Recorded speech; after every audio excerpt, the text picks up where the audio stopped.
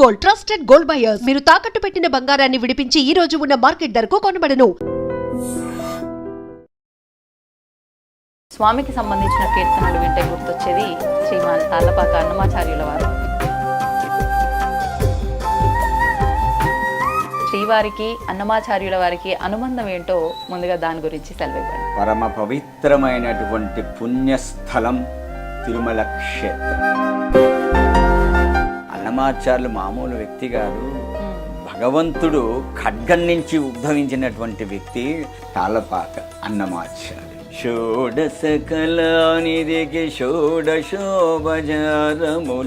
జాడతోడనిచ్చలును సమర్పయామి.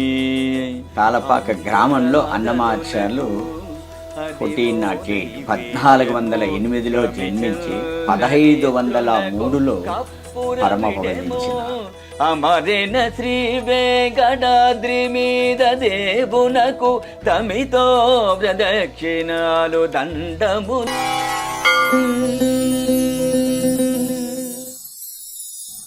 నమస్కారం.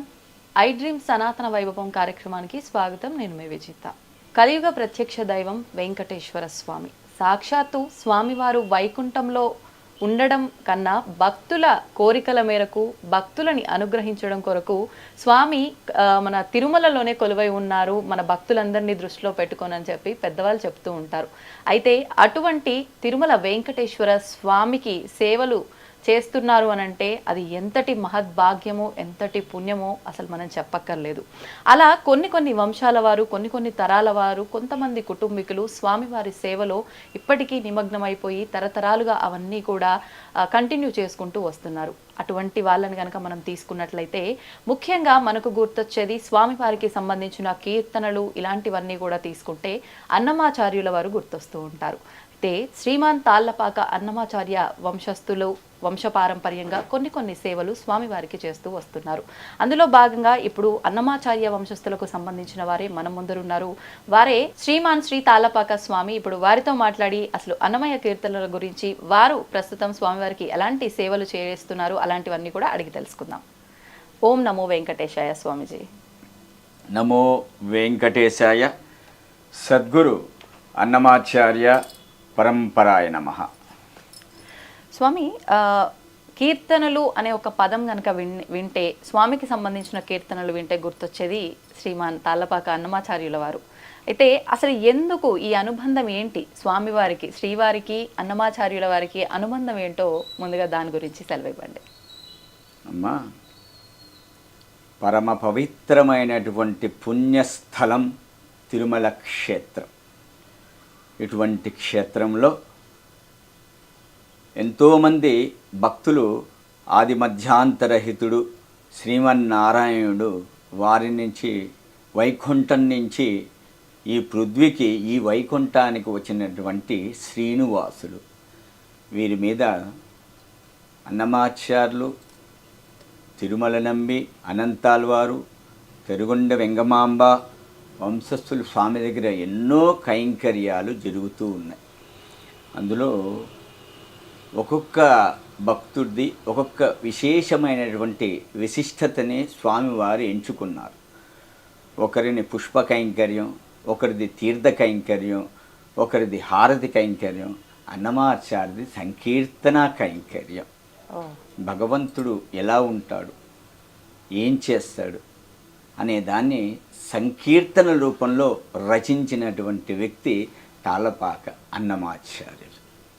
అసలు అంటే అన్నమాచార్యుల స్వామివారు యవ్వన దశలోనే తిరుమలకి దర్శనానికి రావటము, అక్కడే స్వామి ఆయనని ఒక ఆత్మకవిగా ఆయన కీర్తనల కోసం స్వామివారిని ఎంచుకోవటము, ఇదంతా నేను విన్న దాంట్లో ఒక విషయం గురుగారు.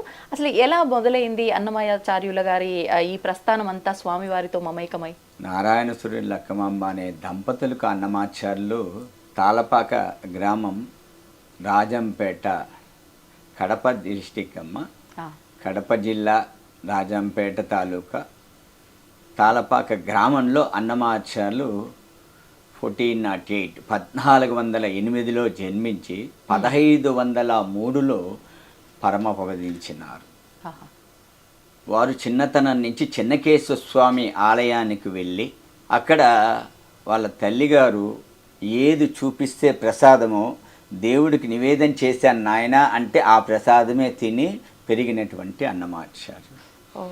6 సంవత్సరాలకి గడ్డి కోస్తూ ఉంటే వెళ్ళి గడ్డి కోసుకొని రమ్మని తండ్రి ఆజ్ఞతో వెళ్ళి ఆ గడ్డి కోస్తూ ఉండగా ఆయన వేలు తగిలి ఇప్పటికి కూడా ఆ ఆనవాళ్ళు కనిపిస్తుందమ్మా, మీరు వెళ్ళి చూడొచ్చు. తాళపాకకు వెళ్ళారంటే కొన్ని కోసల దూరంలో ఆ బండ పైన ఇప్పటికి కూడా ఆ ముద్రలు ఉన్నాయి, మీరు ఎప్పుడైనా పరిశీలించవచ్చు. ఆ చుట్టుపక్కల గ్రామస్తులను అడిగితే కూడా చూపిస్తారు. మొట్టమొదటిగా 6 సంవత్సరాలకి తిరుమల చేరుకున్నారు. 6 సంవత్సరాలు. తర్వాత మళ్ళీ 12 సంవత్సరాలకి వెళ్ళి స్వామి అంటే ఏమిటి, ఈయన్ని ఎలా కీర్తించాలి, స్వామి మీద మనం ఏం రాయాలి అనేది భగవంతుని చూసిన తర్వాత అవగాహన చేసుకొని పల్లె పాటలు రాయడం మొదలుపెట్టాడు. పల్లె పాటలు, దాన్ని జానపద గీతాలు అంటారు. పల్లె అంటే ఒక గ్రామంలో పుట్టినటువంటి వ్యక్తి కాబట్టి భగవంతుని ఎలా అర్థం చేసుకోవాలో పల్లె వాళ్ళకి కొంతమందికి అవగాహన లేదు. అందుకనేసే భగవంతుడు ఇలా ఉంటాడు, ఈయన అనుగ్రహ ప్రసాదము ప్రతి ఒక్కటికి కావాలి, ఆయన నామాన్ని ఎలా కీర్తించాలని ప్రతి పల్లెకి వెళ్ళి స్వామి గురించి చెప్పేవారు. అప్పుడు పల్లె పాటలు ఎక్కువగా రాసి, అంటే దాన్ని జానపదాలు అంటారు. ఆ జానపదాలు రాసి అక్కడుండే భక్తులందరినీ ఏకీభవించి తిరుమలకి తీసుకొని వచ్చేటువంటి వ్యక్తి అన్నమాచార్యులు. అంటే స్వామివారి వర్ణనంతా పాట రూపంలో. పాట అన్నప్పుడు అది పాట కాదు, అప్పుడు ఆ పాటని జానపదాలు అంటే పల్లెలో ఉండే వాళ్ళకి డప్పులు వాయిస్తూ ఇది క్లాసికల్ పాడితే ఇష్టం ఉండదు, లైట్ మ్యూజిక్ పాడితే తెలియదు, ఏదో పాడుతున్నారు అనుకుంటుంది. జానపదాల్లో పాడినామనుక వాళ్ళకి అవగాహన అవుతుంది, పల్లె పాటల టైప్లో పాడినారంటే. అలా భక్తుల్ని స్వామి గురించి చెప్తూ జానపదాల్లోకి వచ్చి దాని తర్వాత భగవంతుని చూసి కైంకర్యం ఆరాధన చేస్తూ సంకీర్తనల్లోకి రూపుకొచ్చారు. మొట్టమొదటిగా తొలి తెలుగు వాగ్గేయకారుడు, పదకవిత పితామహుడు తాళపాక అన్నమాచార్యులు. అంటే ఆయన నుంచే ఆరంభమైంది ఇదంతా కూడా. అవునమ్మా, మొట్టమొదటిగా తెలుగులో ఒక సంకీర్తనాన్ని, ఒక పదాల్ని రాగం కట్టి దాన్ని అనువుగా కీర్తనగా పాడినటువంటి వ్యక్తి అన్నమాచార్యులే. దాని తర్వాత ఆ బాణీని పట్టుకొనేసి కర్ణాటకలో పురంధరదాసు, త్యాగరాజు వీళ్ళందరూ అవగాహన చేసుకొని కొన్ని కీర్తనలు రాయడం మొదలుపెట్టారు. అలా అంటే స్వామివారు మొదటగా రాసిన కీర్తన కానీ రచన కానీ ఏది అనేది ఏమైనా మనకు తెలుస్తుందా గురుగారు? మొట్టగా తిరుమల క్షేత్రం చేరిన తర్వాత ఆయన కొండ ప్రాంతాన్ని, ఆ కొండనంతా చూస్తూ అదిగో అల్లదిగో 10,000 శేషుల పడగలమయము అన్న కీర్తనతో ప్రారంభించారు. ఈ కీర్తన ఎందుకురా పాడినారంటే అన్నమాచార్యులు మెట్లెక్కుతూ ఆ కొండ ఎక్కడా అని భక్తుల్ని అడిగాడు, వాళ్ళతో పాటు వచ్చిన భక్తుల్ని. అదిగో ఆ కొండ కనిపిస్తూ ఉంది అంటే బంగారు శిఖరాల బహుబ్రహ్మమయము అనేది ఆ సంకీర్తనలో ఒక పదం వస్తుంది. అంటే అన్నమాచార్యులు చూసినప్పుడు ఆ కొండంట ఎలాగా ఉంది అంటే 10,000 శేషులతో నిండి ఉంది. అది మనం అనుకుంటాం 7 పేర్లు ఉన్నాయి, శేషాద్రి, వృషభాద్రి, అంజనాద్రి, గరుడాద్రి, నారాయణాద్రి, వెంకటాద్రి అనేసి. కానీ అన్ని కొండలు కాదవి, ఒకటే కొండ, ఒకటే పర్వతం. ఆ పర్వతానికి ఇన్ని నామాలు ఉన్నాయి అన్నమాట. అందుకనేసి అన్నమాచార్యులు చూసినప్పుడు ఎలా ఉన్నది అంటే ఆయనకి బంగారు శిఖరాల బహుబ్రహ్మమయము. ఆ కొండంతా ఎలా కనిపించిందిరా అంటే ఇద్దరికీ కనిపించింది బంగారు కొండలాగా. ఒకటి రామానుజాచార్యులకి, తర్వాత అన్నమాచార్యులకి ఆ కొండ బంగారంలాగా ఉంది అనేసి నేటికి శిలాశాసనాల్లో ఉంది. ఓకే, అయితే స్వామివారు రాసిన, అన్నమాచార్యుల గారు రాసిన ఈ వాటిల్లోనే కీర్తనల్లోనే ఒకటి బ్రహ్మ కడిగిన పాదము అని చెప్పి, అది ఏమైనా? అమ్మా, చాలా కీర్తనలు ఆధ్యాత్మికము, శృంగారము, వైరాగ్యము, జ్ఞానము, మోక్షమని ఇలా సంకీర్తనలు రచించినారు అన్నమాచార్యులు. తిరుమల క్షేత్రంలో మాకు సుప్రభాతంలో ఏ కీర్తనలు పాడాలి, ఏకాంత సేవలో ఏ కీర్తనలు పాడాలి ఓకే. అవే పాడుతూ ఉంటాం మేము. బ్రహ్మ కడిగిన పాదం కూడా పాడుతూ ఉంటాం. బ్రహ్మ కడిగిన పాదము బ్రహ్మము తానేని పాదము బ్రహ్మ కడిగిన పాదము. ఇది ఒకరోజు ఏకాంత సేవకి సమయం అవుతుంది. అన్నమాచారి కాలం నాటి కాలం అమ్మ ఇది. మా పూర్వీకులు చెప్పగా మేమందరూ అదే కథని అందరికీ చెప్తున్నాం. వారి అన్నమయ్య నిలయంలో వారు శయనిస్తూ ఉన్నారు. ఇంకా శయనోత్సవానికి స్వామి దగ్గరికి వెళ్ళాలి, ఇంకా వెళ్ళలేదు. ఆ రోజు నిద్రపోయినాడు అన్నమాచార్యులు. అరే స్వామివారు పరదా తీసి చూస్తున్నారంట.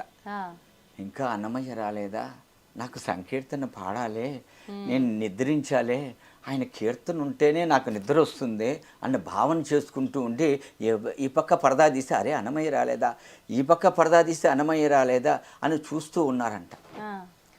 ఇంకా రాలేదు, ఎవరిని పంపిద్దామో అన్నమయ్యని పిలుచుకొని వచ్చేదానికి అనేసి ఎవరు పోకపోతే ఎవరి కైంకర్యాల్లో ఎవరి సేవల్లో వాళ్ళు అందరూ నిమగ్నమై ఉన్నారు. స్వామివారే వెళ్ళారు స్వయాన.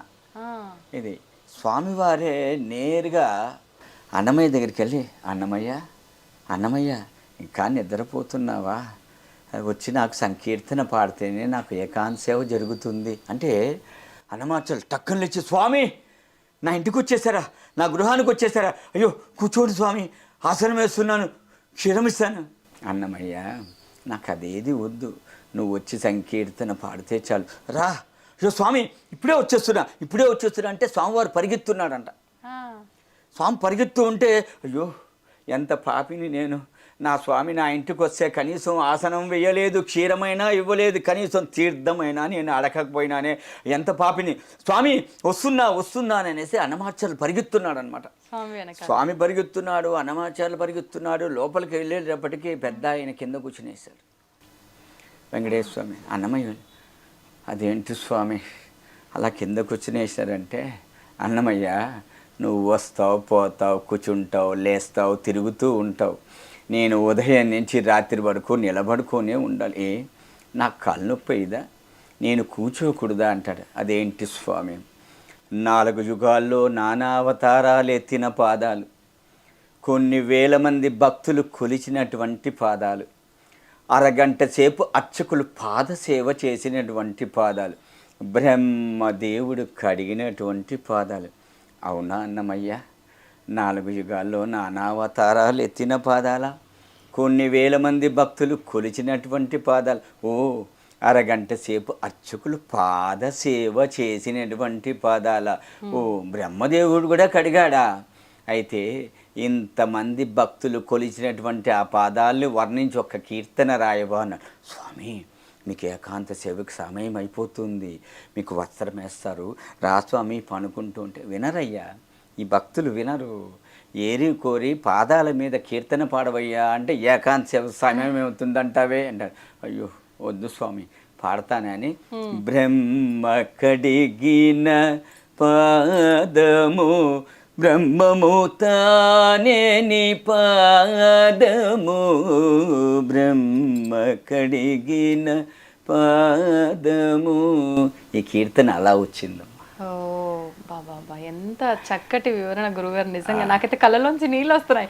స్వామి అంటే నా కాళ్ళు నొప్పి వస్తున్నాయి అనగానే అసలు నిజంగా ఇక్కడ స్వామి ఉండి చెప్తున్నాడేమో అనిపించింది, నాలో ఆ భావన కలిగింది. నిజంగా అద్భుతం గురువుగారు. అన్నమాచార్యులు రాసినటువంటి సంకీర్తనలు ఇతిహాసాలు, పురాణాలు, రామాయణం, భారతం, భాగవతం, ప్రబంధాలు, ద్రవిడం, భగవద్గీత ఇవన్నీ చదివి 32,000 కీర్తనలు రాశారా, లేదా ప్రకృతినంతా చూసి వర్ణించి కీర్తనలు రాశారా, లేదా భగవంతుణ్ణి అణువు వర్ణించి కీర్తనలు రాశారా అన్న విధంగా ఉంటుంది అన్నమాచార్యులు రాసించినటువంటి సాహిత్య సంకీర్తనలు. పదాలు, అర్థాలు, నిగుడ అర్థాలు మనం అర్థం చేసుకోవాలి. ఏదో శ్రవణార విందంగా ఒక సంకీర్తన విన్నాము అంటే వినడం కాదు, ఆ సంకీర్తన సాహిత్య భావం వింటే మనకు తెలుస్తుంది. అరే అన్నమయ్య సంకీర్తనలో వెంకటేశ్వర స్వామి మా ఎదురింటివాడా పక్కింటివాడా కాదు, మా ఇంటివాడే అన్న విధంగా ఉంటుంది వారు రచించిన సంకీర్త సాహిత్య భావ నిగుడ అర్థాలు. గురుగారు, ఇప్పుడు మీరు అన్నట్టుగా 32,000 కీర్తనలు అన్నమయ్య స్వామివారివి రాసినవి, వాళ్ళు రచించినవి, పాడినవి అన్నీ కూడా. అందులో ప్రత్యేకించి స్వామివారి గురించే ఇప్పుడు మీరు చెప్పిన ఈ బ్రహ్మ కడిగిన పాదం యొక్క వివరణ ఏ రకంగా ఇచ్చారు అంటే ఆ సిచ్యువేషన్కి తగ్గట్టుగా స్వామి కోసమే రాసినవి ఎన్ని ఉన్నాయి? అన్ని స్వామి కోసం రాసినవేనా? అన్ని భగవంతుడి అన్ని స్వామి శ్రీనివాసుడి కోసమే. 32,000 సంకీర్తనలు రచిస్తే అందులో మనకు 14,000 సంకీర్తనలే మనకు లభ్యమైనాయి. ఇవే ఆనిముత్యాలుగా దొరికినటువంటి సంకీర్తనలు ఆనిముత్యాలుగా శ్రవణారవిందంగా ఉంటూ ఇవే ఆహ్లాదకరంగా ఉంటే కాలగర్భంలో కలిసిపోయిన సంకీర్తనలు ఎలా ఉంటాయో ఊహించుకోవచ్చు. నిజంగానే. ఇప్పుడు ఈ దొరికిన 14,000 ఈ గ్రంథాలు తాళపత్రాల రూపంలో టీటీడీ ఆధ్వర్యంలోనే ఉన్నాయి అని. తాళపత్ర గ్రంథాల్లో అన్నమాచార్యులు లిఖించారు. సాలువ నరసింహరాయలు అని రాజు ఉండేవారు. వారు ఈ తాళపత్ర గ్రంథాల్లో ఉండేటివన్నీ ఎప్పుడైనా శిథిలావస్థకు వస్తే కాలక్రమేణా ఇదంతా పోతాయని రాగిరేకుల మీద చేసినటువంటి వ్యక్తి సాలువ నరసింహరాయలు. ఓహో, వారికి అన్నమయ్య గారికి సంబంధం ఏమైనా ఉందా? వారు రాజమ్మ. రాజు అంటే ఏ రాజ్యానికి అప్పట్లో ఎక్కడ ఆయన రాజుగా ఉండేవారు గురుగారు? ఇదే మన చంద్రగిరి నుంచి ఈ ప్రాంతానికంతా రాజుగా ఉండేవారు. అడిగారు, నువ్వు స్వామి మీదే రాస్తావా నా మీద రాయవా అన్నారు. నా నాలుక నారాయణ నామం వెంకటేశ్వర నామం తప్ప ఇతర నరులని నా నాలిక పలకదు అన్నాడు. దానికి శిక్షార్హుడు అనేసి ఆయన్ని జైల్లో బంధించారు, చెరసాల్లో వేశారు. అప్పుడు సాలువ నరసింహరాయలకి అర్థమయ్యే రీతిలో భగవంతుడు సాక్షాత్కరించి ఆయనకి ఏ దండను విధించాలో ఆ దండను విధించిన తర్వాత తెలిసింది అన్నమాచార్యులు మామూలు వ్యక్తి కాదు, భగవంతుడు ఖడ్గం నుంచి ఉద్భవించినటువంటి వ్యక్తి. ఖడ్గం అంటే నందకం నుంచి వచ్చినటువంటి వ్యక్తి. ఇతన్ని మనం గౌరవించాలి అనేసి చెరసాల నుంచి విడిపించి నువ్వు ఎవరి మీద రాస్తావో ఆ కీర్తనలు తాటాకుల మీద రాస్తావో నేను అన్ని దాని రాగిరేకుల మీద లిఖిస్తాను అని చెప్పి వారు అలా కొనసాగించారు. ఓహోహో, అంటే అలా కొనసాగించకపోతే ఇప్పుడు మనకు దొరికిన ఇవి కూడా ఉండుండేవి కాదేమో. కాదు నిజంగా. అంటే స్వామివారు ఆ రకంగా అవి కొనసాగడం కోసం ఒక రకంగా ఆయన రూపంలో ఇది స్వామివారే పంపించారు సాలువ నరసింహరాయలు. అంతే అంతే గురుగారు. ఇప్పుడు ప్రస్తుతం మీరు ఎన్నవ తరం గురుగారు అన్నమాచార్య వంశస్థులు? తాళపాక అన్నమాచార్యుల నుంచి నేను 12వ తర వారసుని.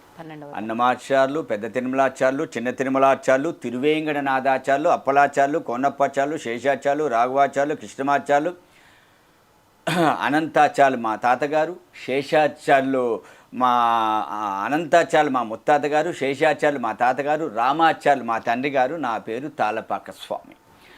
11 మంది పూర్వీకుళ్ళు పంచవచ్చ పరమాన్నాన్ని పుష్టాన్న భోజనంగా తిని తీపి, కారం, పులుపు, వగరు, చేదు నానా రుచులతో భోంచేసి ఆ ఎంగిలి తీర్థాన్ని పుచ్చుకొని ఈరోజు నేను స్వామి దగ్గర సంకీర్తన కైంకర్యం చేస్తున్నానమ్మా. వాళ్ళు ఇచ్చినటువంటి తీర్థ కైంకర్యమే. భగవంతుని ఎలా ఉంటాడు, భగవంతుడు ఎప్పుడు కూర్చుంటాడు, ఎప్పుడు లేస్తాడు, ఎప్పుడు తాయాలతో మాట్లాడతాడు, ఎప్పుడు భక్తులను అనుగ్రహిస్తాడు అన్న దాన్ని సంకీర్తన రూపంలో రచించినటువంటి వ్యక్తి అన్నమాచార్యులు. అందుకనేసే భగవంతుడికి ఏకాంశంలో ఏ కీర్తనలు పాడాలి, సుప్రభాతంలో ఏ కీర్తనలు పాడాలి, ఏ కీర్తనలు పాడితే భగవంతుడికి ఇష్టము. మనకు నచ్చే సంకీర్తనలు పాడకూడదు, భగవంతుడికి మెచ్చిన సంకీర్తనలు పాడాలి ఏకాంత సేవలో. గురుగారు, ఇప్పుడు మీరు ఏకాంత సేవకు సంబంధించిన ఆ విధానాలని, ఆ కైంకర్యాలని మీరు ఆచరిస్తున్నారా ఆ వంశం వారీగా మీరు ఇప్పుడు? అవునమ్మా. అన్నమాచార్యుల నుంచి 3 కైంకర్యాలు సూర్యచంద్రులు ఉన్నంత కాలం అన్నమయ్య కైంకర్యం తిరుమల క్షేత్రంలో ఉండాలి అనేసి ప్రపంచాన్ని ఒక రాజు ఆది మధ్యాంతరహితుడు వెంకటేశ్వర స్వామి అనుగ్రహించి ఈరోజు ఆ కైంకర్యం మేమందరూ అన్నమాచార్యుల కాల నుంచి మా వంశస్థులు ఆ ఆచారాలని పాటిస్తూ మీ ముందు ఈరోజు కూర్చోవాలి. సంతోషం గురుగారు. గురుగారు, ఇప్పుడు ఏకాంత సేవలో మీరంటూ కొన్ని కీర్తనలు స్వామివారికి పాడుతూ ఉంటారు ఆ సమయంలో. కానీ అంటే ఫస్ట్ తరం నుంచి అన్నమాచార్య గారు పాడినప్పటి నుంచి మీరు ఇప్పుడు 12వ తరం అంటే ముందు తరాల వాళ్ళంతా ఒకటే రకమైన కీర్తనలు ఉంటూ ఉండేవా, లేదంటే మీరు స్వామికి ఇదైతే నచ్చుతుంది ఈ సందర్భంలో అన్నట్లుగా మీకు తోచింది మీరు కీర్తిస్తూ ఉంటారా? అవునమ్మా. మా పెదనాయన పాడింది నేను పాడలేను, మా చిన్నాయన పాడింది నేను పాడట్లేదు. వారికి ముందు తరాల వాళ్ళు ఎలా పాడినారో నాకు తెలియదు, ఏ కీర్తనలు ఆలపించారో ఏకాంత సేవలో సుప్రభాతంలో. నేను ఇప్పుడు పాడే కీర్తనలు కొన్ని ఉంటుంది ఏకాంత సేవలో. లోపల 1 గంటకి ఇప్పుడు ఏకాంత సేవ 2 గంటలకు అలా జరుగుతుందమ్మా. అంటే సబ్జెక్ట్ టు బి రష్, భక్తులకి దర్శనార్థం తర్వాత ఏకాంత సేవ జరుగుతుంది. స్వామికి శుద్ధి కైంకర్య ఆరాధన లోపల జరిగేటప్పుడు ఆయన్ని పొగుడుతూ పాడాలి, పొగుడుతూ పాడాలి. ఇది ఏ సమయంలో జరుగుతుంది పొగుడుతూ పాడేది? అక్కడ లోపల అదే భక్తుల దర్శనం అనంతరం లోపల స్వామివారికి పుష్పాలు నిర్మాల్యం చేస్తూ ఉంటారు, శుద్ధి కైంకర్యం చేస్తూ ఉంటారు. ఆ సమయంలో ఆయన పొగుడుతూ పాడతారు. నువ్వు ఆరుడువయ్యా, సూర్యుడువయ్యా, ప్రపంచంలో లేని ఒక రాజువయ్యా అంటే, అవునా నేను రాజునా అని చెప్పి టక్కన లేచి నిలబడతాడు భగవంతుడు. అప్పుడు నీకు ఏమేమి షోడశోపచారాలు కైంకర్యం జరుగుతూ ఉంది అన్నప్పుడు, షోడశకళానిధికి షోడశోపచారములు, షోడశకళానిధికి షోడశోపచారములు, జాడతోడనిత్యలును సమర్పయామి, జాడతోడనిత్యలును సమర్పయామి. అలరు విశ్వాత్మకునకు ఆవాహనమిదే. నీ కీర్తనతో పాడుతూ ఉంటాను. అంటే ఇది పొగుడుతూ అంటే ఈయనకి నీ ఉదయం నుంచి నీకు షోడశోపచారాలతో ఆచార వ్యవహారాలు జరుగుతూ ఉంది కదా, అందుకని శుద్ధి కైంకర్యం జరుగుతూ ఉంది కాబట్టి ఏమేమి నీకు షోడశోపరాలు జరుగుతూ ఉంది అనేసి ఈ కీర్తన అన్నమాట. అదే అంటే ఏమేమి జరుగుతున్నాయి, ఆరాధన, నివేదన, అభిషేకము, అలంకరణ ప్రతి ఒక్కటి దాంట్లో వస్తుందని మా కీర్తన. పాడమంటారా పూర్తిగా? పాడండి గురుగారు. షోడశకళానిధికి షోడశోపచారములు, జాడతోడనిత్యలును సమర్పయామి, జాడతోడనిత్యలును సమర్పయామి. అలరు విశ్వాత్మకునకు ఆవాహనమిదే, సర్వనిలయునకు ఆసనము నిమ్మినిదే, అలగగా జనకునకు అర్ఘ్యవాద్యజమనాలు, జలదిశాయికి నిమజ్జనమిదే. షోడశకళానిధికి షోడశోపచారములు, జాడతోడనిత్యలును సమర్పయామి, జాడతోడనిత్యలును సమర్పయామి. వరపీతాంబరునకు వస్త్రాలంకారమిదే, సరి శ్రీమంతునకు భూషణములివే, ధరణీధరునకు గంధ పుష్పధూపములు తిరమిదే, కోటి సూర్య తేజోనకు దీపము, అమృతమదనునకు అదివో నైవేద్యము, గమిచంద్రనేత్రునకు కప్పుర విడెము, అమరిన శ్రీ వెంకటాద్రి మీద దేవునకు తమితో ప్రదక్షిణాలు దండములు ఇవిగో. షోడశకళానిధికి షోడశోపచారములు, జాడతోడనిత్యలును సమర్పయామి, జాడతోడనిత్యలును సమర్పయామి, సమర్పయామి, సమర్పయామి. అద్భుతం, అద్భుతం గురువుగారు. నిజంగా ప్రతి నిత్యము పాడాల్సిందే ఖచ్చితంగా. ఈ కీర్తనే ఉంటుందా గురుగారు ప్రతి నిత్యము? ఇందులో కూడా మళ్ళీ ఏమన్నా మారుస్తూ ఉంటారు? మారుస్తూ ఉంటారు అంటే కీర్తనే మారుస్తూ ఉంటారా, పాడే రాగం మారుతూ ఉంటుంది? కీర్తన మారిందంటే రాగం మారిపోతుంది. ఇప్పుడు ఈ కీర్తనకు ఈ రాగంలోనే పాడాలి అనే విశేషం ఏమైనా ఉంటుందా గురుగారు? త్యాగరాజు గారు ఒక రాగాన్ని నిర్దేశించి ఒక కీర్తన రాస్తే అదే నేటికి అదే రాగంలోనే అదే సాహిత్యంలోనే అనే భావన చేసుకొని పాడుతూ ఉన్నారు మా అదంతా క్లాసికల్ కర్ణాటక మ్యూజిక్ అని. అవును గురుగారు. కానీ అన్నమాచార్యులు ఈ రాగం నిర్ధారణ చేసి ఈ తాళమును నిర్ధారణ చేసి బాహ్య ప్రపంచంలోకి పుస్తక రూపంలో అన్నమాచార్య ప్రాజెక్ట్ వారు దాన్నంతా ముద్రణ చేసి బయటకు వచ్చింది. కానీ వారు లిఖించబడినటువంటి ఆ రాగాలు మనం పాడలేకపోతున్నాం. కొన్ని కీర్తనలు పాడుతున్నాం కొన్ని. అందుకనేసే కళాకారులు సంగీత విద్వాంసులు ఈ కీర్తన ఇలా రాశారు, ఈ భావంతో రాశారు కాబట్టి దీనికి ఒక రాగం నిర్ధారణ చేసుకొని ఇలా పాడితే బాగుంటుంది అనుకొని అన్నమాచార్య ప్రాజెక్టు విద్వాంసులందరూ అలా ఊహించుకొని అలా కొత్త కొత్త రాగాలతో అన్నమాచార్య సంకీర్తనలు భావన చేసుకొని అలా ప్రచారం జరుగుతుంది. ఓకే ఓకే, సంతోషం గురుగారు. కానీ బాలకృష్ణ ప్రసాద్ గారు చాలా అద్భుతంగా సంకీర్తనలు బాణీలు కట్టి ఎన్నో క్యాసెట్ సీడీల రూపంలో రిలీజ్ అయినాయి. ఇప్పుడు గురుగారు మేము చూస్తున్నంత వరకు కూడా అంటే మా ముందర పెద్దవాళ్ళు మా అమ్మమ్మ లేదంటే నానమ్మ వాళ్ళు ఏం ఆచరిస్తున్నారో చూస్తూ మేము నేర్చుకుంటూ ఉంటాం. కొన్ని మాత్రం వాళ్ళు చెప్తే విని నేర్చుకుంటూ ఉంటాం. అంటే ఏదేమైనప్పటికీ మన పూర్వీకులు ఏది ఆచరిస్తున్నారో అది ఆచరిస్తూ ఉంటాము ఖచ్చితంగా. అలాగా ఇప్పుడు మీరు 12వ తరంలో ఉన్నారు. మీ ముందర తరాలు అనంటే మొదట మూలం వచ్చేసి అన్నమాచార్యుల వారు. అప్పటి నుంచి ఇప్పటికీ కంటిన్యూ అవుతున్న ఆచార వ్యవహారాలు సాంప్రదాయాలు ఏమైనా ఉన్నాయా, కొనసాగుతున్నవి ప్రస్తుతం కూడా? ఉన్నాయమ్మా. అన్నమాచార్యుల కాలం నుంచి సాంప్రదాయాలు వాళ్ళ విలువల్ని నేటికి కొనసాగిస్తున్నాము. ఎక్కడ ఆలయంలో కానీ సంసారంలో కానీ ఎక్కడైనా వాళ్ళ వంశస్థులందరూ ఒకే సాంప్రదాయాన్ని పాటిస్తూ ఉన్నారు. విశేషంగా ఇది ఖచ్చితంగా ఆచరించాల్సిన క్రతువే అనేది ఏదైనా చెప్పదలసింది ఏదైనా ఉందా గురుగారు? అటువంటిది ఏమిటో బ్రాహ్మణ సాంప్రదాయం రీతిలోనే ప్రతి ఒక్కటి జరుగుతూ ఉందమ్మా. దీంట్లో అన్నమాచార్యులు పెట్టిన సాంప్రదాయం అంటే మొట్టమొదటి సాంప్రదాయము అంటే ఏమిటంటే అన్నమయ్య సంకీర్తనలు తిరుమల క్షేత్రంలో ఆలపించడమే ఒక సాంప్రదాయం. అది వంశపార్య కైంకర్యంగా నేటికి వస్తుంది.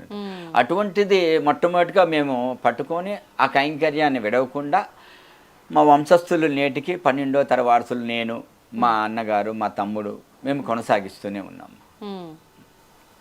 ఆ ఆచారాలు వ్యవహారాలంతా. గురుగారు, ఇప్పుడు మనకు దొరికిన 14,000 కీర్తనల్లో ప్రస్తుతం అంటే మీరు మీ నాన్నగారు ఎన్ని కీర్తనలు స్వామి దగ్గర ఆలపించేవారు, అందులోంచి మీరు వారి నుంచి ఎన్ని నేర్చుకున్నారు, ప్రస్తుతం మీరు స్వామి దగ్గర మీరు పాడుతున్నారు? అమ్మ అక్కడ సమయాన్ని బట్టి ఉంటుందమ్మ. ఏకాంత సేవలో సమయం తక్కువగా ఉంటుంది. అప్పుడు ఒక 4-5 కీర్తనలు స్వామిని శుద్ధి కైంకర్యం జరుగుతూ ఉండేటప్పుడు స్వామికి అప్పుడు ఆయన పొగుడుతూ పాడడం ఒక 2, 3, 4 కీర్తనలు. తర్వాత భోగ శ్రీనివాసమూర్తిని శయన మండపంలోకి వేయించేపు చేసే ముందు ఒక మంచము, ఒక పరుపు, దాని మీద 2 దిండ్లు, ఒక వస్త్ర సమర్పణ, పుష్పాలు సమర్పణ చేసి భోగ శ్రీనివాసమూర్తిని అర్చకు స్వాముల వారు వేయించేపు చేస్తారు. తాళపాకాన్నమయ్య వంశస్థులు రాములు వారి మేడ అని ఉంటుంది. సన్నిధి, కులశేఖరపడి, శయన మండపము, రాములు వారి మేడ. రాములు వారి మేడలో కూర్చొని సంకీర్తనలు ఏకాంత సేవలో గానం చేస్తూ ఉంటారు. ఏకాంత సేవలో ఆయన పెట్టిన తర్వాత అర్చకు స్వాముల వాళ్ళు ఉయ్యాల లూపుతూ ఉంటారు. అప్పుడు లాలనొచును చేరులనలిరుగడల బాలగండవర గోపాల నిను చాల లాలే లాలే లాలే లాలే ఉదుట గోపల సరములొయ్యాలలోగా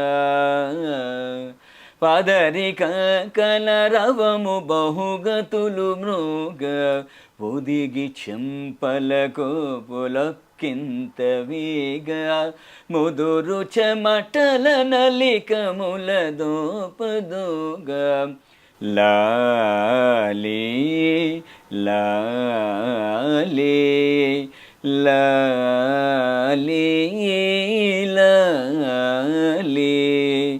లాలే లాలే లాలే లాలే లాలే.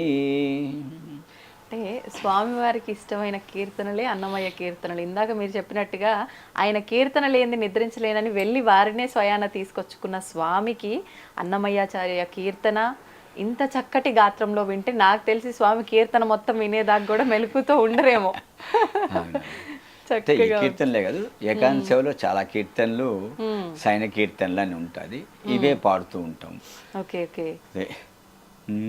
అలర చంచలమైన అలర చంచలమైన ఆత్మలందుండని అలవాటు చేసని ఉయ్యాల పలుమారును శ్వాస పవనమందుండని భావం బుదిలిపని ఉయ్యాల ఉయ్యాల ఉయ్యాల ఉదయాస్త శైలంబులు నరగాబములైన ఉడుమండలము మోచె ఉయ్యాల అదన ఆకాశ పదమడ్డదూలంబైన అఖిలంబు నిండని ఉయ్యాల ఉయ్యాల ఉయ్యాల ఉయ్యాల ఉయ్యాల ఉయ్యాల ఉయ్యాల ఉయ్యాల ఉయ్యాల. ఇది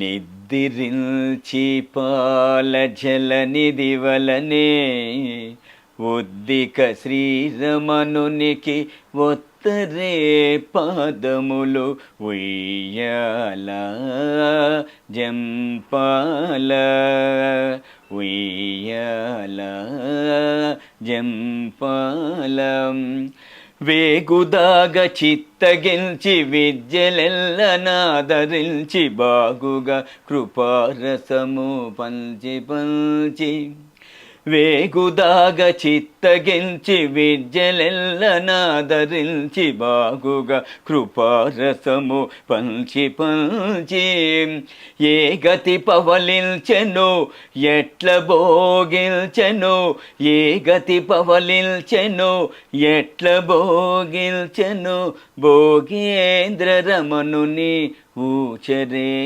ఉయ్యాల ఉయ్యాల జంపాల ఉయ్యాల జంపాల సరగుణ యోగ నిద్ర చాలించి లోకమెల్ల కరుణించదలచి వెంకటగిరిపై అరుదుగా సకల లోక ఆరాధ్యుడై మించి అరుదుగా సకల లోక ఆరాధ్యుడై మించి విరివినాల వట్టాలు విసరరే సతులు నిద్రించి పాల జల నిధి వలనే ఉద్దిక శ్రీరమణునికి ఒత్తరే పాదములు ఉయ్యాల జంపాల ఉయ్యాల జంపాల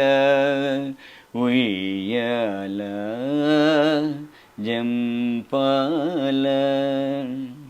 అద్భుతం గురుగారు. గురుగారు, ఇలా స్వామివారికి ఇప్పుడు ఏకాంత సేవలో ఇలాంటి కీర్తనలు మీరు పాడుతూ ఉన్నారు. ముందర మీరు స్వామివారిని పొగుడుతూ కొన్ని పాడుతూ ఉంటారు అని చెప్పారు. అంటే ఈ రెండు విధానాల్లోనైనా స్వామివారికి సంబంధించి ఎన్నెన్నో సేవలు ఉన్నాయి. సుప్రభాత సేవ అని వివిధ సేవలు ఉన్నాయి. ఆ సేవల్లో కూడా మీరు ఆలపించే కీర్తనలు ఏమైనా ఉన్నాయా? లేదమ్మా, ఆ సమయంలో ఏముండదా? ఓన్లీ ఏకాంత సేవ, సుప్రభాతలో మేల్కొలుపు కైంకర్యము, ఏకాంత సేవలో సైనోత్సవ కైంకర్యము, సైన కీర్తనలు, జోల, లాలి, ఉయ్యాల, కళ్యాణోత్సవం అనేది 3 కైంకర్యం. అప్పుడు శ్రీదేవి భూదేవి తాయార్లిద్దరూ తాళపాక వాళ్ళింటి ఆడబిడ్డలుగా మేము కన్యాదానం చేస్తే స్వామివారికి కళ్యాణోత్సవం అభిజిత్ లగ్నంలో మధ్యాహ్నం 12 గంటలకు, అది అన్నమాచార్య కాలం నుంచి కొనసాగుతూ ఉందమ్మా.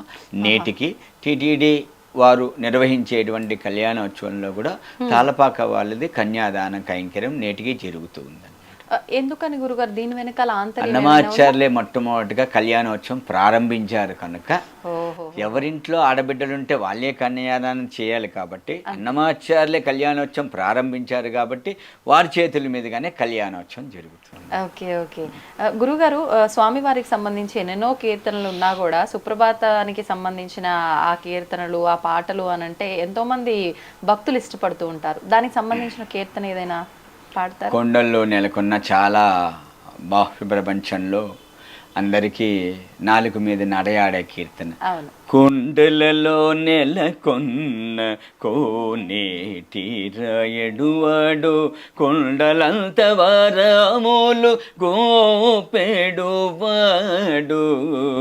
కొండలలో నెలకొన్న కోనేటి రాయడువాడు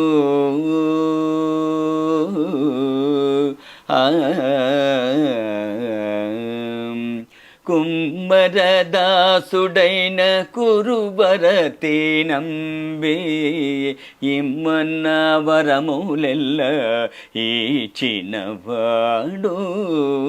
దొమ్ములు చేసిన ఎట్టి తొండమాంచే కురవర్తి రమ్మన్న జోడికి వచ్చి నమీనవాడు కొండలలో నెలకొన్న కోనేటి రాయడువాడు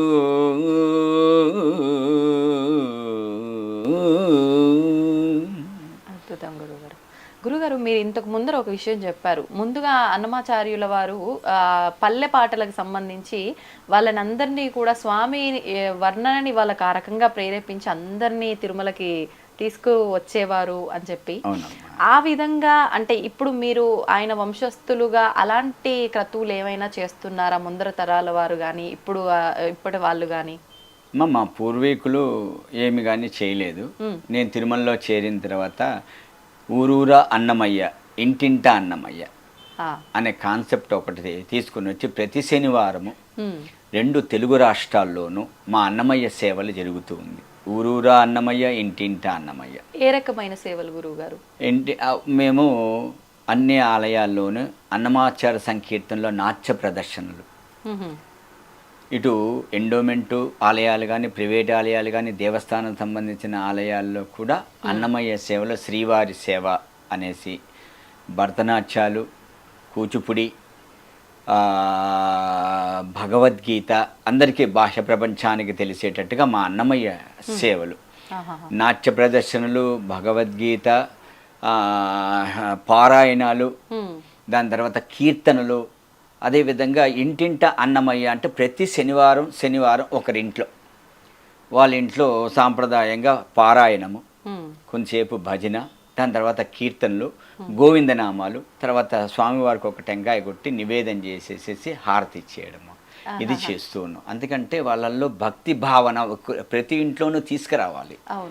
అందుకని అయితే మేమేమనుకుంటున్నాం అంటే పల్లెల్లో తీసుకుని వస్తే వాళ్ళందరూ కన్వర్ట్ అయిపోతున్నారు. భగవంతుడి మీద భక్తి కనిపించట్లేదు వాళ్ళలో. అందుకనే వెంకటేశ్వర స్వామి ప్రపంచంలోనే ఓర్పు, శాంతము, సహనం గల దేవదేవుడు ఎలా ఉంటాడో అనే దాన్ని అన్నమాచార సంకీర్తన రూపంలో ఉంది. అందుకని ప్రతి ఇంట్లోనూ గోవిందనామాలు పలకాలి, ఒక సంకీర్తనలు నేర్చుకోవాలి అన్న విధంగా ఇంటింటా అన్నమయ్య అని ప్రచారం చేస్తుంది. ఓకే, అంటే మీరు ఇంటింటా అన్నమయ్య అనే కాన్సెప్ట్ ఎవరింట్లో చెయ్యాలి ఏంటి అనేది ఎవరు ముందుగా ఎవరింటికైనా వెళ్ళి చేస్తాం. వీళ్ళు వాళ్ళు అనే లేదు, భక్తులు ఏ భక్తులైనా పర్వాలేదు. పారాయణము అని అంటే దేనికి సంబంధించి గురువారు? విష్ణు పారాయణం, సహస్రనామ పారాయణము ఆ విధంగా ఉంటుంది. ఓకే, ఆ తర్వాత భజన అన్నారు. మీరు ఇప్పుడు పాడుతున్నాయన్ని కీర్తనలు, మరి భజనలు పల్లెలు ఎవరైనా ఆ ఇంట్లో ఉండేవాళ్ళు మాకు భజన వచ్చండి, మాకు కీర్తనలు రావు అంటే వాళ్ళది కొంచెంసేపు అలా వాళ్ళకి నచ్చిన రూపంలో మేము వెళ్ళిన వాళ్ళే పాడాలని లేదు, ఎవరికి తోచింది భగవంతుడికే నాకు ఈ భజన వచ్చండి, ఈ పాట వచ్చండి, నేను ఈ కీర్తన పాడతానంటే పాడమని చెప్తాం. దేవుడి కోసం పాడుతున్నారు, మన కోసం కాదు కదా. అందుకోసం మీరు కూడా పాడండి. ఇంట్లో 10 మంది వచ్చి ఉంటారు భక్తులు, ఒకరికన్నా ఒక పాట వచ్చి ఉంటుంది కదా, ఒకరికన్నా ఒక భజన చేస్తారు కదా. అందుకని వాళ్ళ దగ్గర పాటిస్తాము, తర్వాత మేము పాడతాము. ఇప్పుడు మీరు వారి వంశస్థులుగా స్వామివారి దగ్గర ఆ సేవ, ఆ కీర్తనలు పాడే భాగ్యం మీరు తీసుకున్నారు. ఇంట్లో వాళ్ళు కూడా అంటే ఇవన్నీ వాళ్ళ వంశీకులుగా పాడుతూ ఉండడము అలాంటివి ఏమైనా ఉన్నారు. చేస్తుంటారా? అన్నమాచార్య వంశస్థులు, శేషాచార్య వాళ్ళ కుటుంబీకులు 6 మంది ఉన్నారు. 6 మందిలో ఒక్కొక్క కుటుంబంలో ఒక్కొక్కరు పాడేవాళ్ళు ఉన్నారు. ఆహాహా.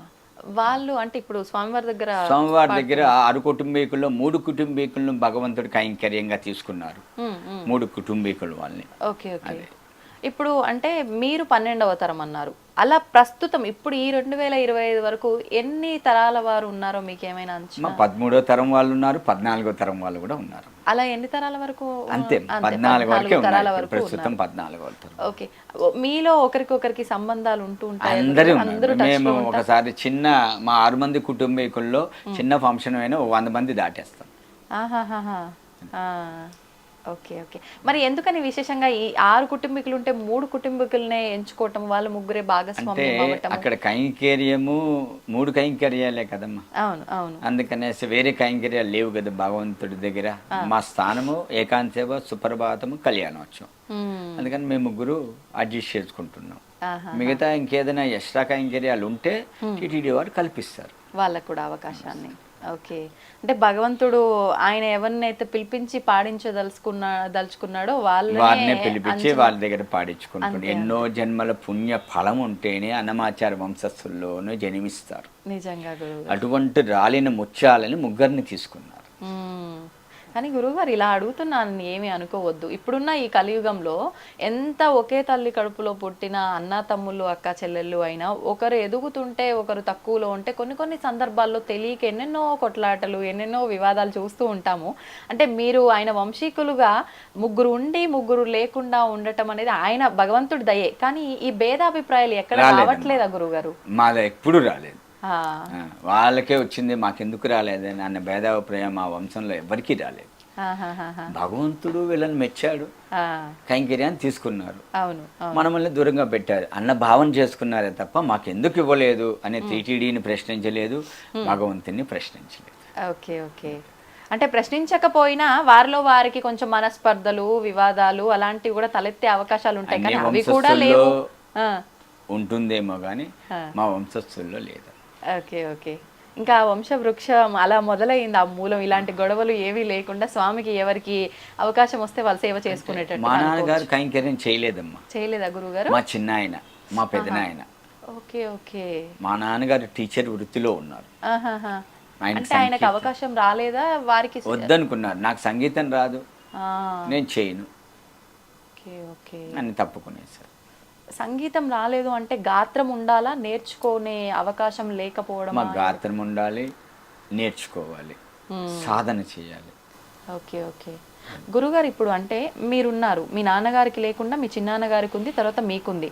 అంటే వాళ్ళకున్న ఏమంటారు గాత్రాన్ని దాన్ని వాళ్ళు ప్రమోట్ చేసుకోవడం అంటే మా తాతగారు తమ్ముడు ఉండేవారమ్మా. మొట్టమొదటిగా 40 ఏళ్ళకే మా చిన్న తాతగారు రాఘవాచార్యులు కాలం అయిపోయినారు. 40 ఇయర్స్కే అన్మ్యారీడ్. Okay okay. ఆయన ఇంకా శేషాచార్యుల కుటుంబీకు ఆయన ఒక్కడే కైంకర్యం చేస్తా ఉంటే ఈ చలికాలంలో చేయలేక ఆయన పెద్ద కొడుకు అయినటువంటి అనంతాచార్యులు మా పెదనాయన గారిని తీసుకున్నారు. ఆయన ఒక్కడే చేస్తుండగానే నాకు ఒక సహాయం కావాలంటే మా చిన్న ఆయన్ని, లాస్ట్ అతను, మేము 5వ కుటుంబం మాది, మా చిన్న ఆయన 6వ కుటుంబం, ఆయన్ని తీసుకున్నారు. వాళ్ళిద్దరే కైంకర్యం చేస్తూ వచ్చారు. మొదటి ఆయన, చివరి ఆయన స్వామి దగ్గర కైంకర్యం, రెండో ఆయన, 4వ ఆయన కంపౌండర్లు, 3వ ఆయన, 5వ ఆయన టీచర్లు, గవర్నమెంట్ టీచర్లు. మా నాన్నగారు టీచర్. Okay okay. అంటే ఇప్పుడు ఒక ఎగ్జామ్ క్వాలిఫికేషన్ని బట్టి ఒక దానికి అర్హత ఎలా ఉంటుందో ఇప్పుడు ఇంతమంది కుటుంబీకుల్లో మీకు ఆ గాత్రం ఉండొచ్చు, సంగీతం పైన మీకు పరిజ్ఞానం ఉండొచ్చు, మీ పెదనాన్నగారింట్లోనో చిన్నాన్నగారింట్లోనో ఇంకొకరికి ఎవరికైనా ఉండొచ్చు. ఇద్దరిలో ఒకరిని తీసుకోవాలి అనే ఒక ఆ ప్రస్తావన వస్తే కనుక అది ఏమైనా టీటీడీ వాళ్ళు దానికి పరీక్ష పెట్టడం ఇంటర్వ్యూలు జరుగుతుందమ్మా. జరుగుతుంది. అధికారులు ఇంటర్వ్యూలు చేసి ఎవరు అర్హులు అని నిర్ణయాన్ని తీసుకుంటారు. Okay okay. ఇప్పుడు మీ తర్వాత మీ ఇంట్లోంచి మీకు 2 కుమారులను విన్నాను, వాళ్ళలోంచి ఎవరైనా సంగీతం నేర్చుకుంటున్నారా? వచ్చే అవకాశం? 2 నేర్చుకున్నారు. మా చిన్నవాడు నేర్చుకున్నాడు, ఆహా. మా అన్న కొడుకు ఇంకొక అతను ఉన్నాడు. ఇప్పుడున్న అన్నదమ్ముల్లో పిల్లలు అందరూ నేర్చుకున్నారు. ఆహాహా. వాళ్ళు 5-6 మంది ఉన్నాము, అందరూ నేర్చుకున్నారు. మా తర్వాత జనరేషన్ భగవంతుడు ఎవరిని తీసుకుంటారో ఆయన ఇష్టం. అందరూ అంటే ఇప్పుడు ఎంతమంది ఉన్నారు గురుగారు పిల్లలు, మీ అబ్బాయిలు ఇంకా మీ 10 మంది దాకా పైన ఉన్నారమ్మా. వాళ్ళని ఎవరిని తీసుకుంటారు? ఇప్పుడు క్లిష్టమైన పరిస్థితి అయితే అందరికీ అవగాహన ఉంది, అందరికీ గాత్రం. అవును. ఆహాహా.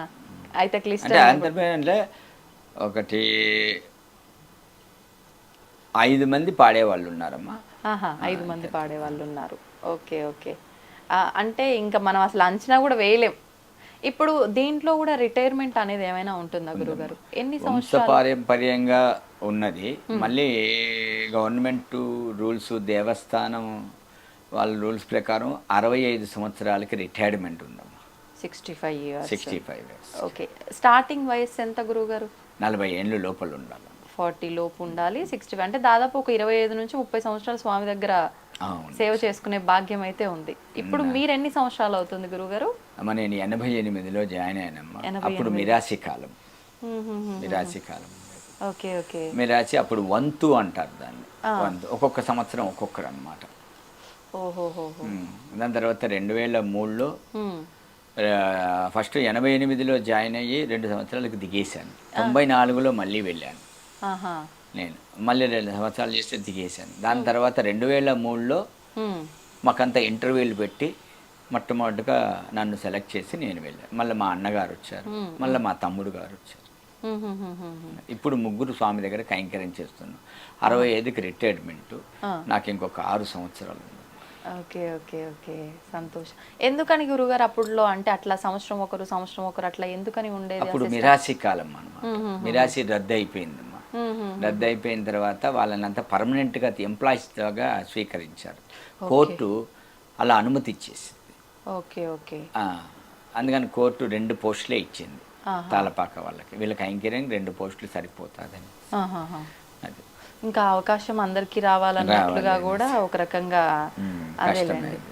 ఇప్పుడు ఎలా ఉంది గురుగారు? ఇప్పుడు పరిస్థితులు ఎలా ఉన్నాయి? అంటే ఇప్పుడు కూడా అదే విధానం కొనసాగుతుందా లేదంటే ఇప్పుడు 3 కంటిన్యూ చేస్తున్నారు? అంటే మారటాలు సంవత్సరం తర్వాత 2 అలాంటిది ఏమీ లేదు, వరుసగా ఇప్పుడు మీరు ఇంకొక 6 సంవత్సరాలు ఉంటారు. పర్మనెంట్ ఎంప్లాయీస్ కదా, అందుకని రోజు డ్యూటీకి వెళ్ళాలి. Okay okay. అంటే ఎన్ని అవర్స్ అని ఉంటుందా గురుగారు? అవర్స్ అని ఏం లేదు, సేవ. ఆ సేవ టైంకి వెళ్ళాలి రావాలి అంతే. ఓకే. ఎంతసేపు ముందర వెళ్తూ ఉంటా అంటే ఒక్కొక్క రోజు భక్తుల రద్దీని బట్టి ఒక్కొక్క రకంగా ఉంటుందేమో కదా గురుగారు దర్శనాల సమయం? సాయంత్రం వెళ్ళిపోతాము, రాత్రి ఏకాంత సేవ జరుగుతుంది. Subject to be rush. ఒకసారి 12కి, ఒకసారి 1 గంటకి, ఒకసారి 2 గంటలకి అట్లా.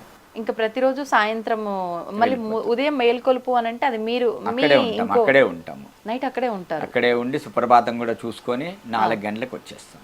3 గంటలకు సుప్రభాతం.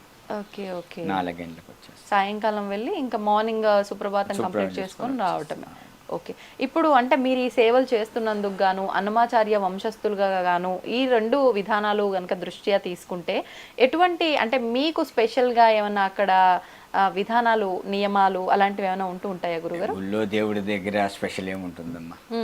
భగవంతుడి దగ్గర పేద గొప్ప ధనికుడని ఏముండదు, సమానమే. భగవంతుడి దగ్గర కైంకర్యం చేసేటువంటి భక్తులు కూడా సమానమే. ఎవరి కైంకర్యం, ఎవరి సేవ వాళ్ళదే.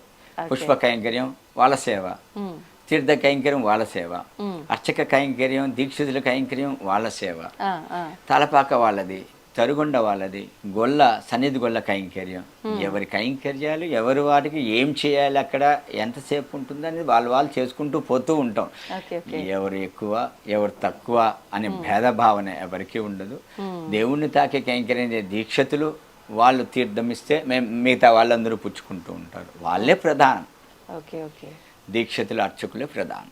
ఇప్పుడు ఈ ఏకాంత సేవ ఇవన్నీ కూడా అంటే భోగ శ్రీనివాసమూర్తికి జరుగుతూ ఉంటాయా లేకపోతే స్వయాన మూల విరాట్కి దగ్గర ఉండి ఏదైనా విధానం ఉంటుందా? ఈ ఎక్కడ జరుగుతుంది గురుగారు ఇదంతా కూడా? లోపల మన దీక్షితులు వాళ్ళు ఈ సేవల గురించి, లోపల ఉండేటువంటి బేరాల గురించి వారు చెప్తూ ఉంటారమ్మా. అది మీరు ఒకసారి గమనించండి. ఎవరెవరికి బయటికి చెప్పకూడదు గురువు, వాళ్ళు చెప్పాలి. ఓకే ఓకే లోపల సన్నిధిలో జరిగే కైంకర్యం అంతా వాళ్ళ అధీనంలో ఉంటుంది, వారు చెప్తే బాగుంటుంది. ఓకే ఓకే ఇప్పుడు గురుగారు అంటే మీరు ఆల్రెడీ ఇంటింటా అన్నమయ్య అని ఇలా ఒక రకంగా అవేర్నెస్ కల్పిస్తూ అందరిలో కూడా అన్నమయ్య కీర్తనల్ని విశ్వవ్యాప్తం చేస్తున్నారు. ఒక రకంగా ఒక మెసేజ్ ఇవ్వాలి ఈ జనరేషన్ వాళ్ళకి అన్నమయ్య కీర్తనల గురించి అని అంటే ఏం మెసేజ్ ఇస్తారు గురుగారు? ఒకప్పుడు బ్యాంకుల్లో ఒక హిందీ పదం నేర్చుకోండి అనేవాళ్ళు మా చిన్నప్పుడు. బోర్డు, బ్లాక్ బోర్డు పైన రాసి పెట్టేవాళ్ళు, ఒక హిందీ పదం నేర్చుకోండి. ఆ మాదిరిగా రోజుకొక సంకీర్తన వినండి, వారానికి ఒక సంకీర్తన నేర్చుకోండి, మాసానికి ఒక సంకీర్తన సాహిత్య భావాన్ని అర్థం చేసుకోండి. అప్పుడు భగవంతుడు అంటే ఏంటి అని తెలుస్తుంది. ఆ సంకీర్తన బాహ్యం అంటే ఏంటి, భావం అంటే ఏంటి, అర్థం అంటే ఏంటి, నిగుడార్థాలంతా ఆ సంకీర్తనలో ఉంటుంది.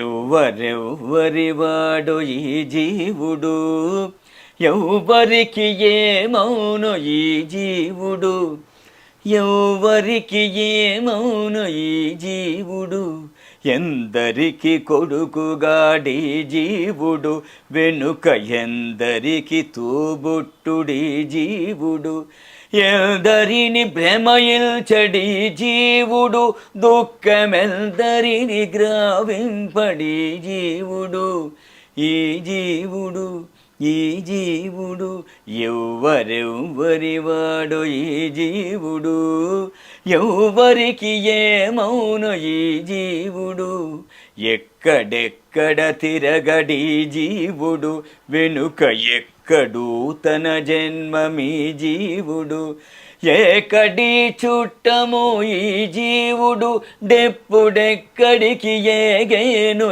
ఈ జీవుడు, ఈ జీవుడు ఈ జీవుడు, ఎవ్వరెవ్వరి వాడు ఈ జీవుడు, ఎవ్వరికి ఏమౌను ఈ జీవుడు, ఎవ్వరికి ఏమౌను ఈ జీవుడు, ఎవ్వరికి ఏమౌను ఈ జీవుడు. అంటే ఎవరికి ఎవరు ఏమి కారణ ఏంటి గురుగారు ఈ కీర్తనకు అర్థం ఏమైనా? ఎవరికి ఎవరు బంధుత్వం అనేది జీవనంలో మనిషి పెట్టుకోవద్దండి.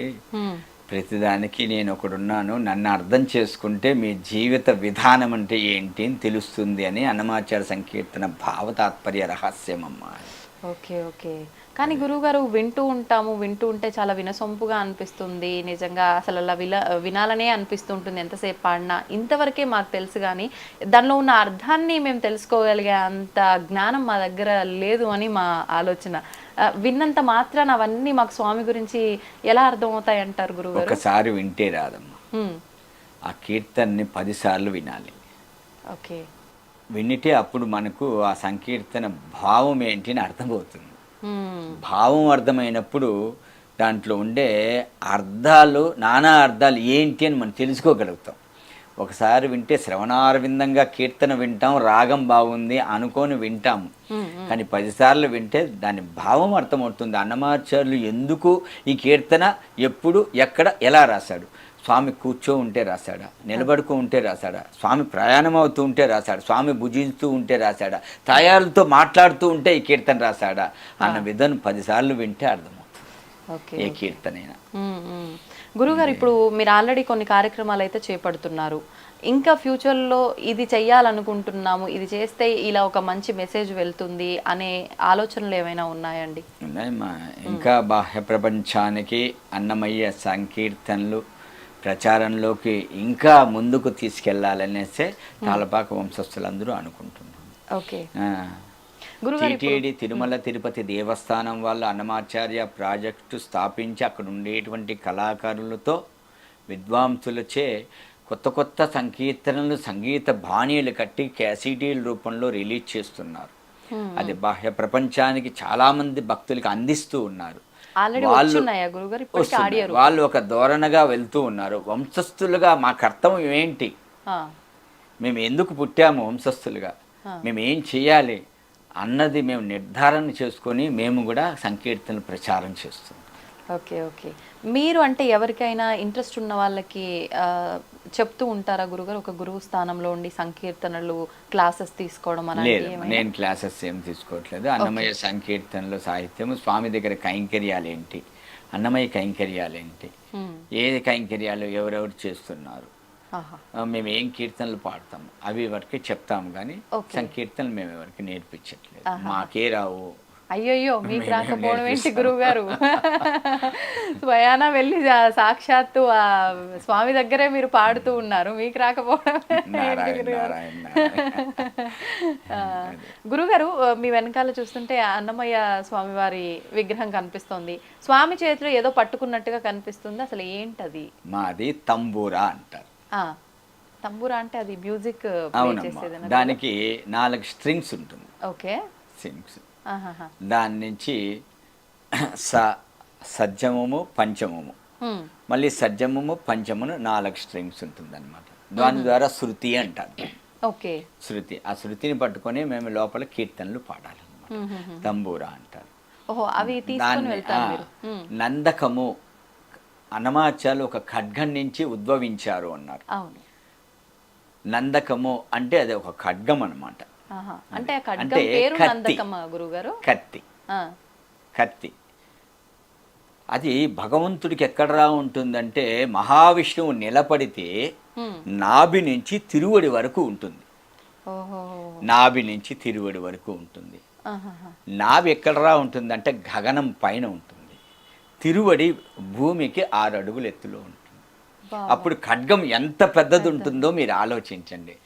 అటువంటి ఖడ్గాన్ని నందకం అంటారు, వారి దగ్గర ఉండేదాన్ని. ఆహాహా. ఆ చాకు, రాజులు వాడే ఖడ్గానికి ఒక పక్కనే పదును ఉంటుంది.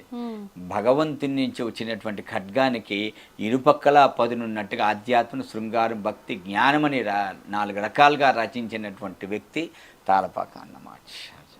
ఓకే.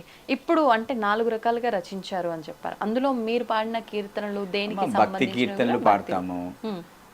లోపల ఏకాంశవులు అన్ని భక్తి కీర్తనలే వస్తుంటుంది. కొన్ని కీర్తనలు శృంగార కీర్తనలు వస్తుంది ఏకాంశవులు. ఆహా. అంటే అక్కడ స్వామిని అమ్మవారిని ఇద్దరిని స్మరిస్తూ వస్తుందా గురుగారు? అక్కడ ఎలా ఉంటుంది? ఫస్ట్ స్వామివారిని ఆవాహన చేసి అర్చకులు స్వామిని వెళ్ళి పడుకోబెడతారు. అప్పుడు మేము కీర్తనలు పాడుతుంటాం, సైన కీర్తనలే. దాంట్లో కృష్ణుడి మీద పునర్వసు వచ్చిందంటే స్వామి మీదే, రాముడి మీద పాడుతూ ఉంటాము. ఓకే. ఓకే. అదే రోహిణీ నక్షత్రం వచ్చిందంటే కృష్ణుని మీద పాడుతూ ఉంటాము. శ్రవణ నక్షత్రం ఉంటే స్వామి మీద రోజు పాడే పాటలే పాడుతూ ఉంటాము.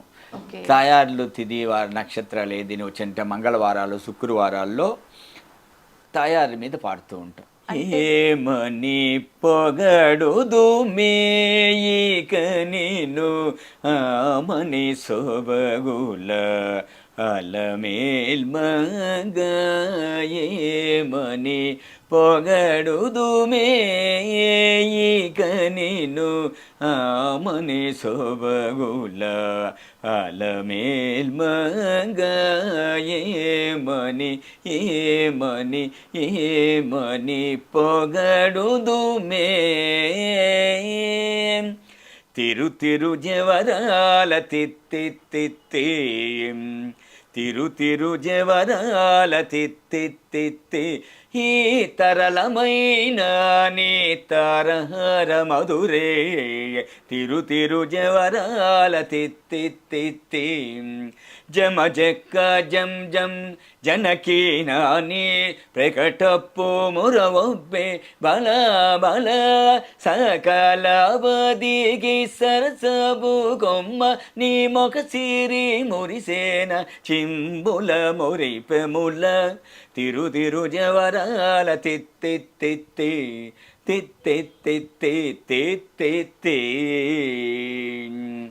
అమ్మమ్మ ఏమమ్మ అలమేల్ మంగ నాచారమ్మ తమిళట అని ఈ కీర్తన.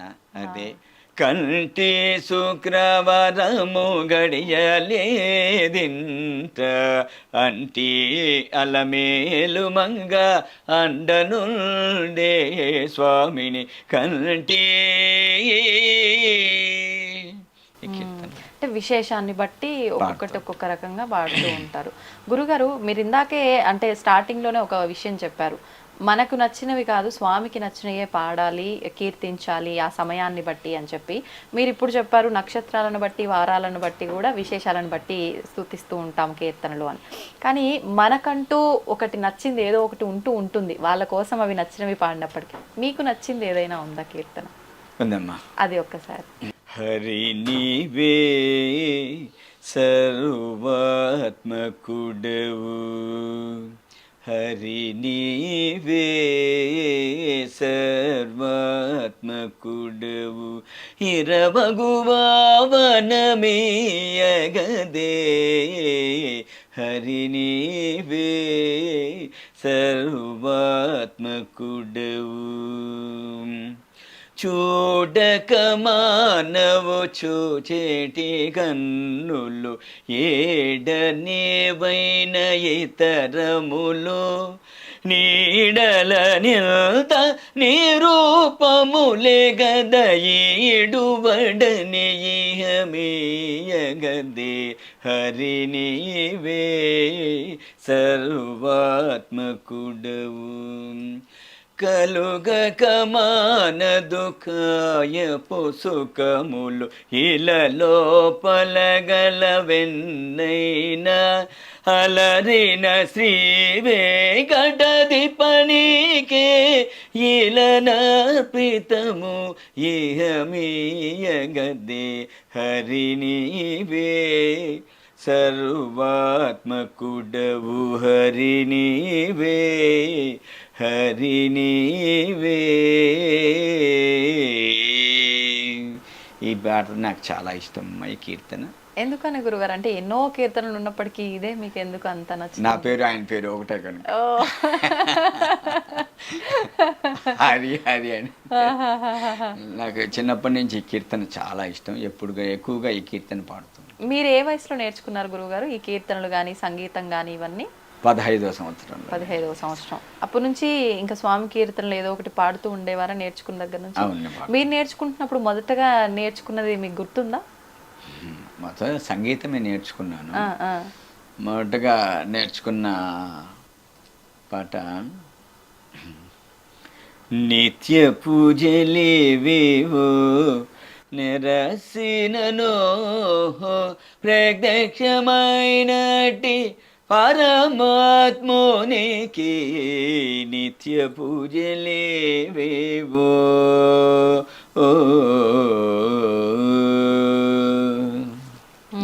ఇది మొదటగా నేర్చుకున్నారు.